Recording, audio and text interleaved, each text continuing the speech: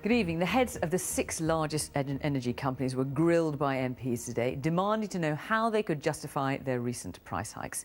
The energy bosses denied they were artificially inflating prices and called for green taxes to be scrapped as a way of lowering customers' bills.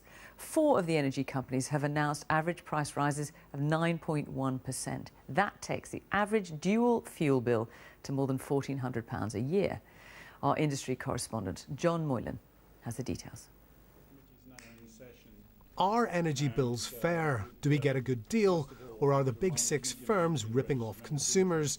With millions of households facing higher prices this winter, MPs wanted answers. How can these profits be fair when people cannot afford to pay for their energy? Because the reason it's fair is because if I don't make a 5% profit in my business, I can't afford to continue employing my 20,000 people, which are equally members of our society in Britain, and I can't actually afford to operate the company. It's less than supermarkets make, it's a fraction of what mobile phone companies make. Although, I do accept the point, it's still a big number. But why had their prices gone up at the same time by the same amounts? The energy giants said part of the problem was rising wholesale gas and electricity costs. But one smaller rival insisted those costs had been flat and had even fallen.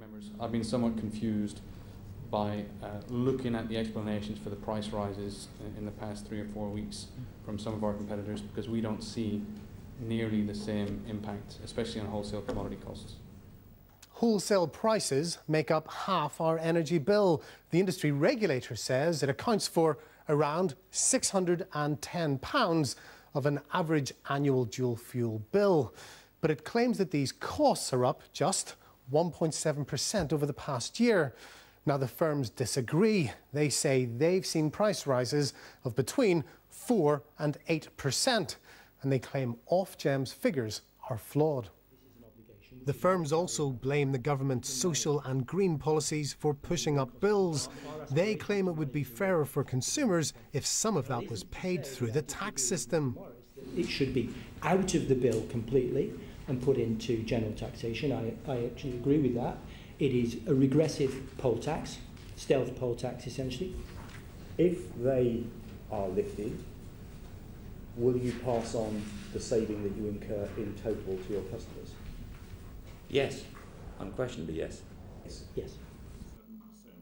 But at this club in Penarth near Cardiff, the boss's performance and even the prospect of a reduction in bills didn't convince many. Well, given all different conflicting figures, but at the end of the day they keep on going up, and I feel the government should step in and do something about it. I mean, it's a very complicated market, obviously, and these big 6, they've got it sewn up well, haven't they?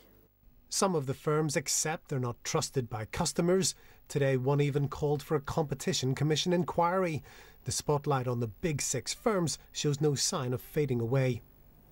With me now is John Moylan. John, are we any nearer to understanding after today why these energy bills are so high and whether they're unreasonable? Well, it's very difficult, isn't it? A lot of the focus today was on these wholesale costs, which make up about half our bill. We heard there that there's already a discrepancy between what Ofgem says these wholesale costs have been going up by and the companies themselves.